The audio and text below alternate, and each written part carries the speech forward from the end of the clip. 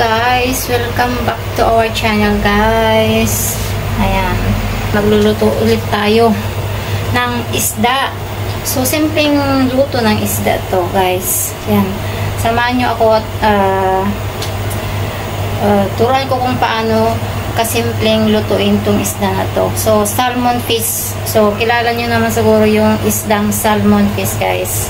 Ayan guys, tara. Slice ako ng tomato. So, kilala niyo naman siguro si tomato. Ayan. At ito yung salmon fish. Ganito lang, isang slice.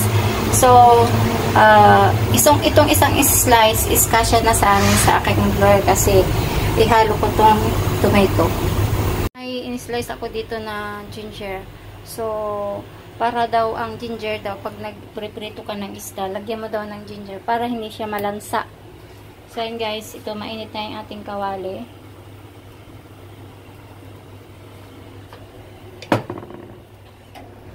Ilagay natin ngayon yung ginger.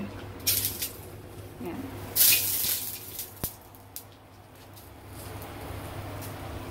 So, pagkalagay ng ginger, lagay na natin yung isda.